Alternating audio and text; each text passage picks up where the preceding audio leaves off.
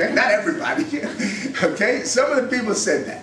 Now, but what was interesting is what were the themes? In other words, what were the subjects that these people were complaining about? Basically, one was the whole business of the Middle East. Okay, now actually not only the Middle East, also the United States. In other words, that's part of the Middle East. In other words, who were the real war criminals? Bush and Sharon. This was in 2004, I think, 2005 the year it actually came out in the Kronenzeitung. Okay, that was one issue, Middle East.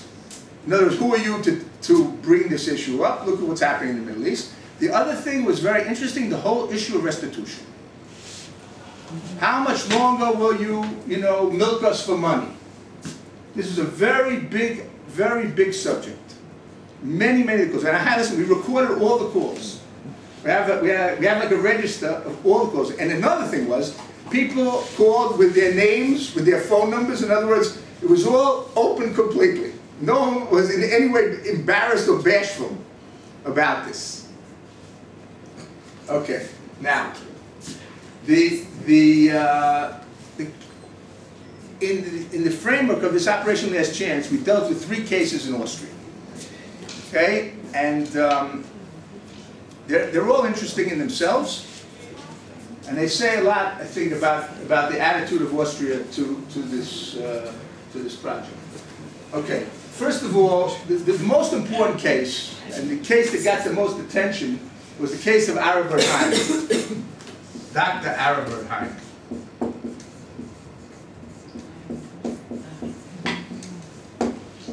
Okay, now, this case was unique out of all the cases in Operation Last Chance, because the whole idea behind Operation Last Chance was to find Nazis we did not know about.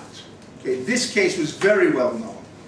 But when we started Operation Last Chance in Germany, the German police asked us, are we willing to name Haim as the #1 target of Operation Last Chance? For those of you who don't know, Haim was a doctor in 3 Nazi concentration camps, in Buchenwald, Sachsenhausen, and in Mauthausen. And while he was in Mauthausen, he killed many inmates, many of them by injecting gasoline into their hearts.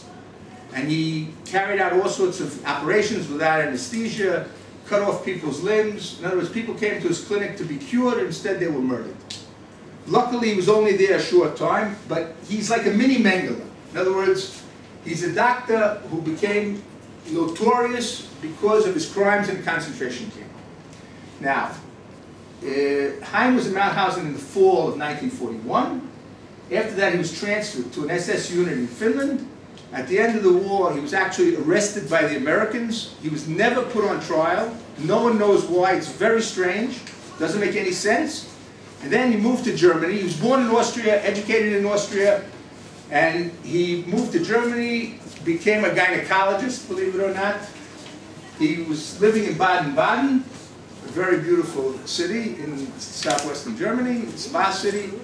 And in 1962, he was about to be arrested by the West German authorities, and someone tipped him off, and he disappeared. And for years, they were looking for him. Wiesenthal said at one point he was in Egypt, but he was never found. And as time went by, people assumed he was dead. In other words, the more years that passed without finding a person, you assume maybe the person is dead.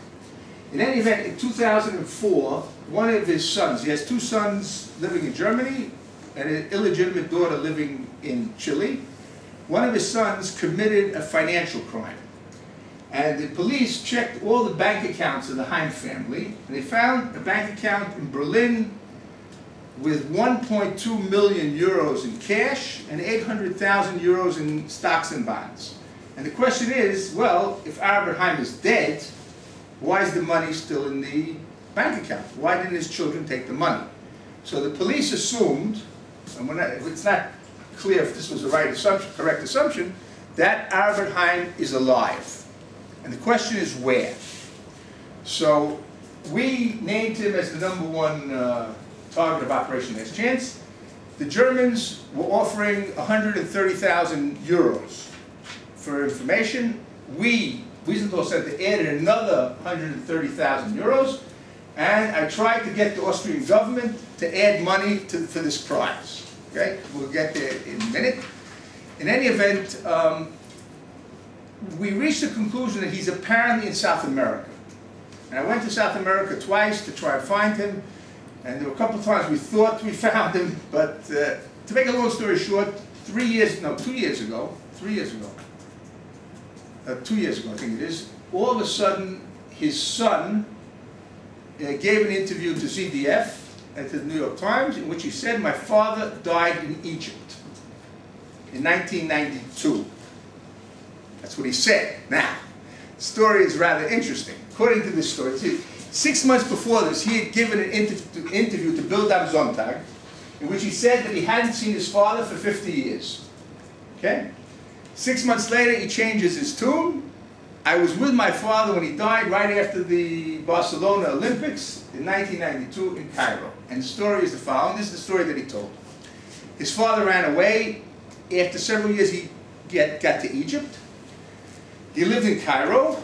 And when Israel and Egypt signed a peace treaty, Haim converted to Islam because he was afraid that the Egyptians would turn him over to Israel. Okay? I mean, that's so ridiculous, you can't even imagine, okay? That's what he thought, okay? Now, he was adopted by a Muslim family, okay? But before he died, he told his son, Rudiger, he wants to donate his body to science. In other words, to give it to a medical school, to be used for autopsies, for education. The Muslim family heard that he wanted to donate his body to science, which is against Islam, so they stole his body. But since the body was stolen, they couldn't give it a proper burial, and they threw it into a mass grave of poor people in Cairo. You have to understand, many people in Egypt don't have money for a burial, so they have these mass graves, and every year thousands of bodies are thrown into these mass graves. So in other words, he's saying, we buried him in 1992 in a mass grave, go find him. That's crazy, that's absolutely crazy. How are we going to find the body? Impossible. Now, if you think about it from the perspective of the Haim family, this was absolutely perfect. In other words, we convinced the German police and the Austrian police and the Wiesenthal Center that Haim is dead. They stopped looking for him. We don't have to produce a body. In other words, how do you identify a body? There's two ways. There's DNA, right? And there's the teeth. Those are the scientific ways that you can identify someone. Listen, there's no body, there's no teeth, there's no DNA. What are we supposed to think? Perfect. Absolutely perfect. I would even say too perfect. Okay? Now, but there's also one other interesting thing. If Haim died in 1992, how come the money is still in the bank account? Number one. Number two, in 2001, Haim's lawyer in Frankfurt, Steinecker, went to court to get Haim a reduction in property taxes. He owned an apartment building in Berlin, and he collected rent. And he said, I'm in contact with my client who is living overseas. 2001, that's 9 years after he supposedly died in Cairo. So what are we supposed to think? So, to be perfectly honest, to this day, we have no idea. To be honest, I don't know. There's no question that Haim lived in Cairo, because a briefcase full of documents, letters that he wrote, that most of them he never sent apparently, and all sorts of bills and documents, was given by someone in his family, apparently someone in his family. To this day we weren't told who it was, to the police, first to ZDF and the New York Times, and then to the police. And the documents clearly show that he was in Egypt in the 60s and apparently in the 70s and 80s, okay? But did he die in 1992? Don't know. It remains a question mark. Okay, that was one case. The two other cases were one of a Croatian named, well, in Austria they called him Georg Aschner, and a woman guard in the concentration camps by the name of erinner.at. Okay, I want to briefly deal with the Aschner case, and then the most important case, I think, from an Austrian perspective, is the case of Walisch. Okay, what's the story with Aschner? Aschner was a police chief, was an Ustasha. I told you about the Ustasha.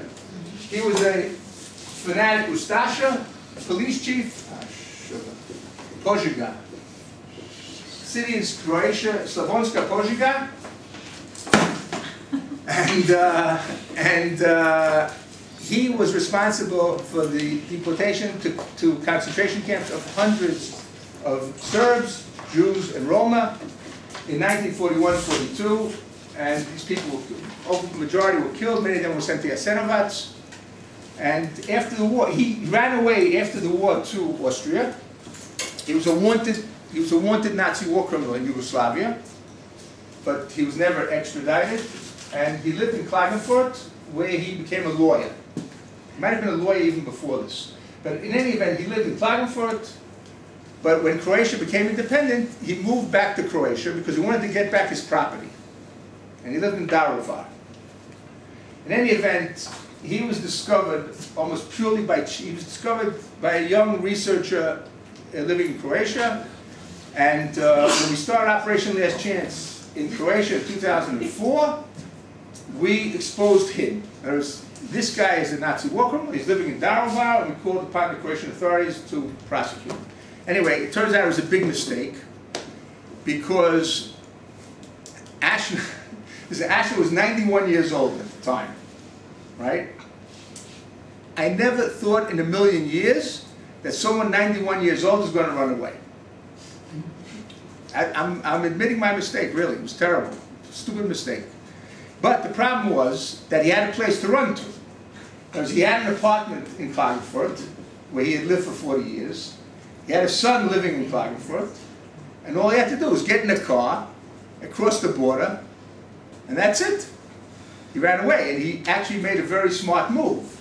Because the problem, the story was very simply that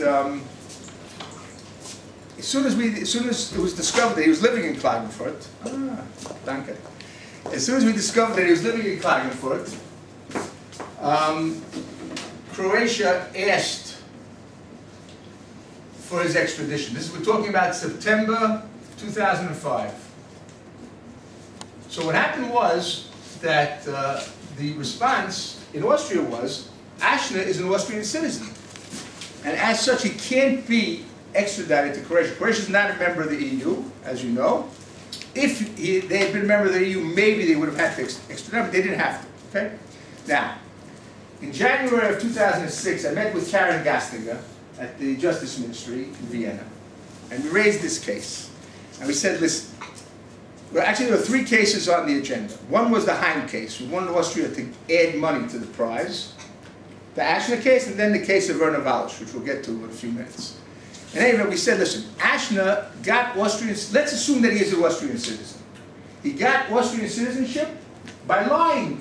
He didn't tell the Austrian authorities he's a wanted Nazi war criminal, because if he was, they wouldn't have given him citizenship. So you can cancel, maybe you can cancel his citizenship, and then you'll be able to extradite him. Okay.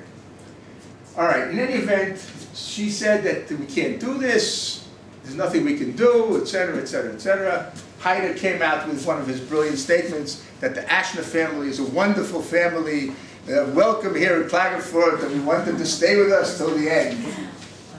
Okay. In welchem Jahr war das? What? In welchem Jahr? Sorry, in which year?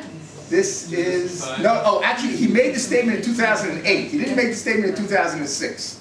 But in any event, what happened was the next day I had a press conference, and because of the Wallisch case, which was totally outrageous, which we'll get to in a minute, I said that Austria is a paradise for Nazi war criminals.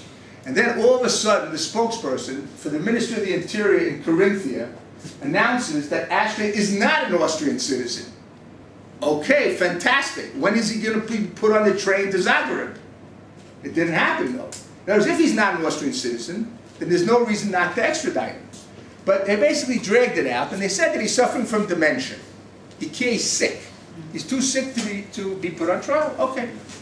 Then, in 2008, when you had the European Championships, right, in Austria and Switzerland, right, 2008, a reporter from The Sun, you know that British rag, The Sun, that terrible newspaper, apparently every newspaper has some redeeming value.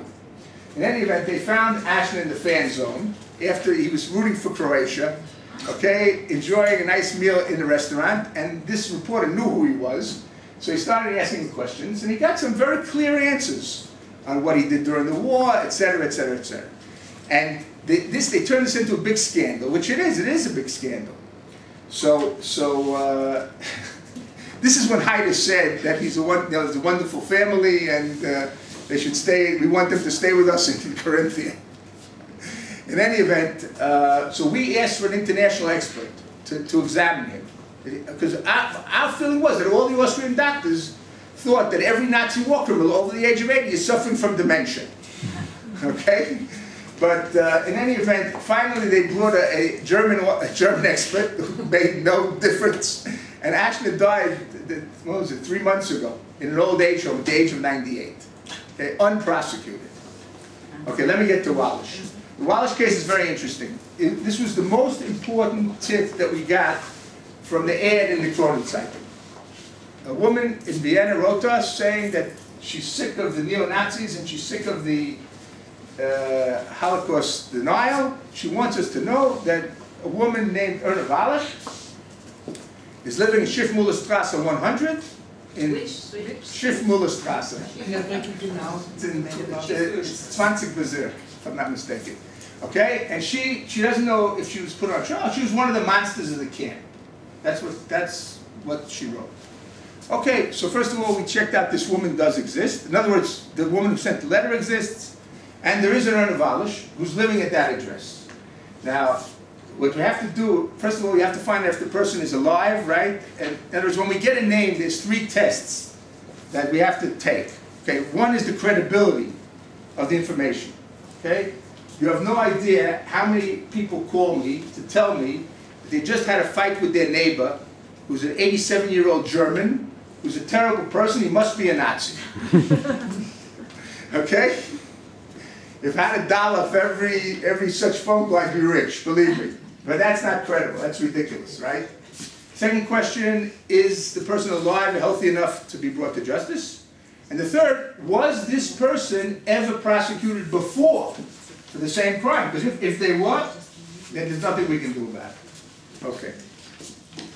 So, what we called up, in other words, we had someone call Erna Wallisch, ask her if she wants to buy insurance. She's alive. She sounds fine. She sounds healthy, etc. And then we started checking, what's the fact? In other words, was there a person like this who served served in camps or whatever? It turns out she served in Ravensbrück, which is a camp in northern Germany, and she served in Majdanek, which is a death camp in Poland.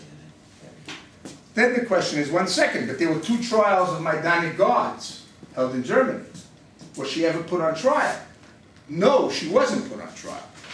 But then the question is why? Maybe she didn't do anything.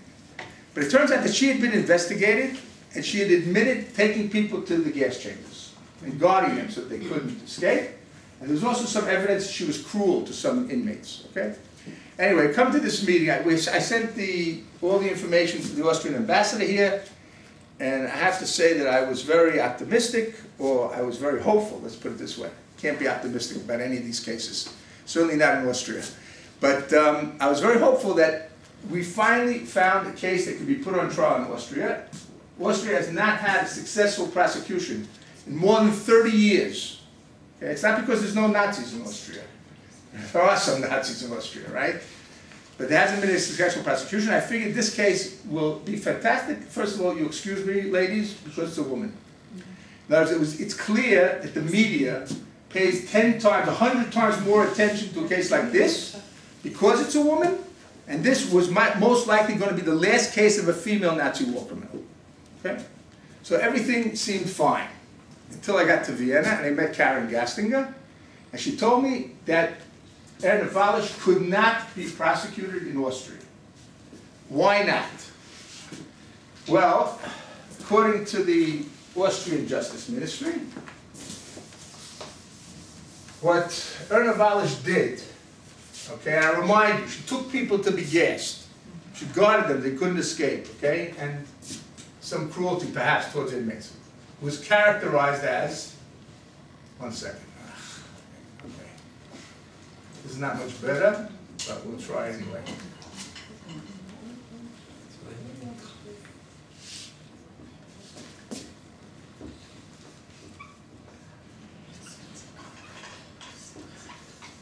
Okay, everyone see this? Can you see it? Can you read it? That's a better question. Okay, now let's try and analyze this term. What on earth does this mean? Okay, let's try, word by word. Forget about the in. Okay? The easy part, passive. Listen, the easiest word here is genocide. Okay, we all know what genocide is. Right? Genocide, that's simple, we know what genocide is. Okay, complicity. What's complicity? It means involvement. Okay? But what is passive complicity in genocide? If anyone can explain this to me, I'll give you a prize. What on earth is passive complicity in genocide? No, what is it? Tell it to me. Explain it to me. That you participate in committing a deed without committing the deed actively. But how can you participate without participating? Okay, now listen to me. Against it. What? Doing nothing against it. Doing nothing against it, but they're involved in it. That's doing it. This would be active. Okay, in other words, this is a contradiction in terms. In other words, what this is a legal category created by the Austrian Justice Ministry to limit the number of Nazi war criminals who could be put on trial. Plain and simple. So, to be perfectly honest, first of all, I could not believe my ears when I heard this. I thought I must be in some nightmare somewhere, but every meeting at the Justice Ministry in Austria is like a nightmare. You'll excuse me. That's the reality. Okay?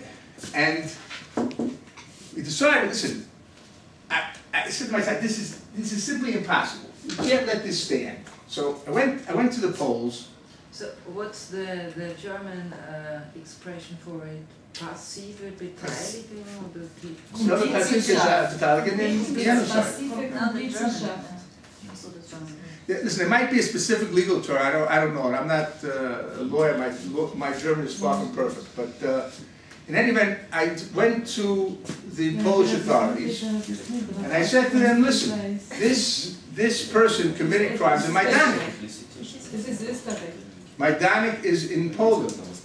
She committed crimes in Poland. Can you help us find witnesses? So what happened was that they found witnesses. They found witnesses who remembered that she beat some of the inmates. Now, the reason that they found these witnesses is very interesting. In January of 1944, Erna Walisz was transferred from Majdanek. And do you know why she was transferred? Because she got pregnant in Majdanek. And because she was pregnant, some of the inmates remembered her. Now, what's interesting is, by the way, that this story was, in other words, the media knew this story, but they didn't say a word about it. Not one word about this, about the fact that she got pregnant in Majdanek. But okay. In any event, the Poles sent the new testimony to Vienna, and the case was reopened. And then, for the first time, her name was published in the press. Because throughout this entire process, we never mentioned her name. Okay? In any event, there was a tremendous amount of interest in her, as you can imagine. And then all of a sudden, in less than, I think it was in 10 days, she died. And there was no apparent medical problem before that.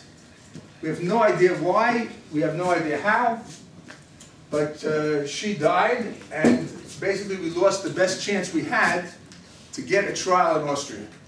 That was in the last decade, certainly. So this was a tremendous blow, I have to say. And sometimes I say that I'm probably the only Jew in the world who prays for the good health of Nazi war criminals. In other words, those who are going to be brought to justice, not the others. And that's basically it. Those were the three cases. Austria ultimately added 50,000 euros to the prize for Heim, not 130 like the Germans. Okay? And they also gave a prize for Brunner, but we were basically certain that he's dead, Alius Brunner. And that's where it stands, basically, at this moment. Okay, any questions?